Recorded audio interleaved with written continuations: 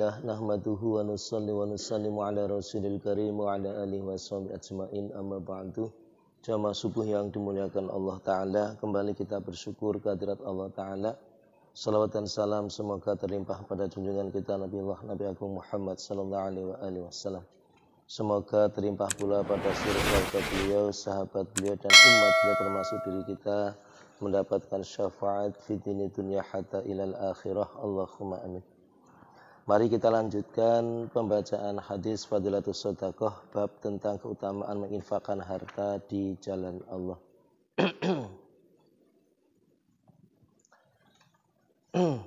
Hadis yang berikutnya, a'udzubillahi minasyaitonir rajim.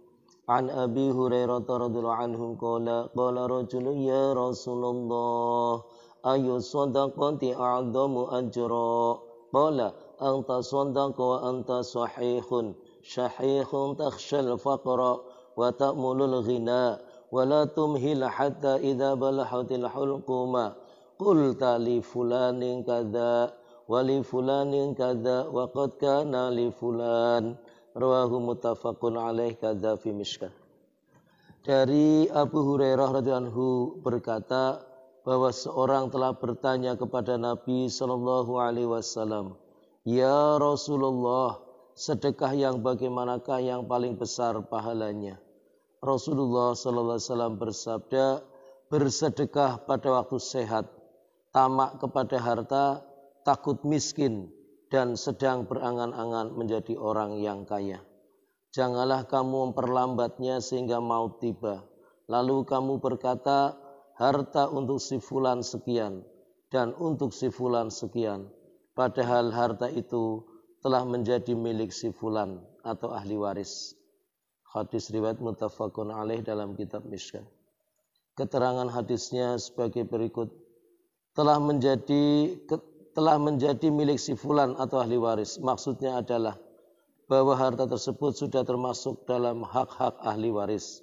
Oleh karena itu, wasiat seseorang ketika meninggal dunia boleh dilaksanakan hanya sepertiga dari hartanya. Dan sedekah pada waktu seseorang itu sakit menjelang ajalnya hanya diperbolehkan dari sepertiga hartanya. Orang-orang yang dalam keadaan hampir meninggal dunia tidak lagi memiliki hak atas hartanya sendiri lebih dari sepertiga. Maka dalam hadis yang lain disebutkan sabda Rasulullah SAW bahwa manusia sering berkata, harta saya, padahal hartanya hanya 3 perkara saja, yakni apa yang telah ia makan, pakaian yang telah ia pakai, dan sedekah yang sudah ia simpan dalam khazanah Allah Subhanahu wa Ta'ala.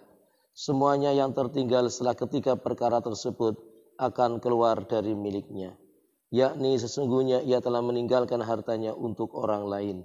Diambil dalam kitab Mishkat.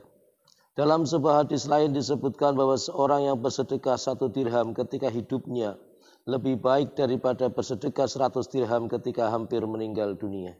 Diambil dalam kitab Mishkat. Orang yang bersedekah pada saat menjelang kematiannya seolah-olah bersedekah dengan menggunakan harta orang lain. Ia akan meninggalkan harta tersebut untuk selama-lamanya.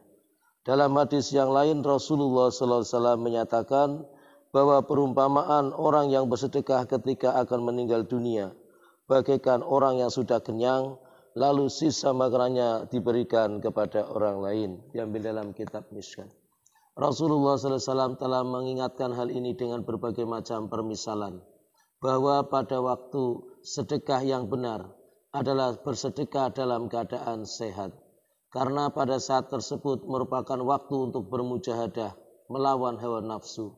Tetapi bukan berarti bahwa sedekah atau wasiat seseorang yang hendak meninggal dunia itu sia-sia. Memang pahala sedekah pada saat tersebut akan ia peroleh. Hal tersebut akan menjadi simpanannya di akhirat. Walaupun ia tidak mendapatkan pahala sebanyak yang ia dapatkan ketika ia bersedekah pada waktu senang dan memiliki keperluan. Demikianlah apa yang kita dengarkan dari sebuah hadis tentang pentingnya kita senantiasa tidak menunda-nunda untuk berbuat kebaikan. Dalam hal ini adalah bersedekah. Maka mari kita siapkan diri kita selagi kita sehat. Maka mari kita gunakan waktu sehat kita untuk beramal soleh, termasuk meningkatkan amal sedekah. Jangan sampai tertunda-tunda. Ketika kita punya harta ataupun kita tidak punya harta, maka mari kita istiqomahkan sesuai dengan kemampuan kita. Artinya kita tidak pernah menunda kebaikan untuk kita hadirkan amal soleh sedekah kita yang insya Allah akan memberikan kemanfaatan terhadap keberkahan harta kita. Mari kita tingkatkan, kita ajak diri, keluarga, lingkungan untuk sama-sama untuk meningkatkan amal sedekah.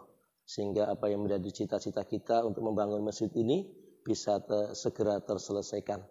Oleh karenanya mari kita bersama untuk meningkatkan amal sedekah kita terbaik kita.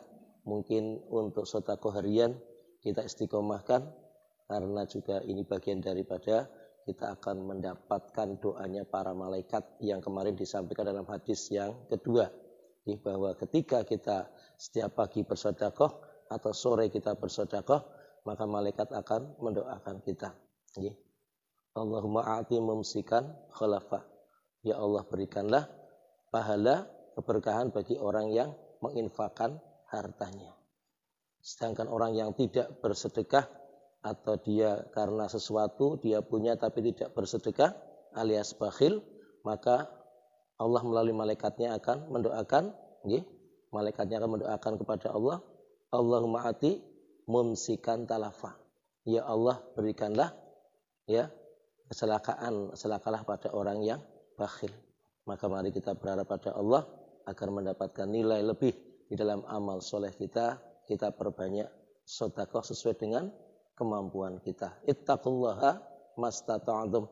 Bertakwalah pada Allah sesuai dengan kemampuan kita. Maksimalis kita insyaallah. Demikian, dan mari kita tetap bersama dengan doa kafaratul majlis. Subhanallah wa bihamdi, subhanakallahumma bihamdika, asyhadu an la ilaha illa anta, astaghfiruka wa atubu ilaih. Assalamualaikum warahmatullahi wabarakatuh.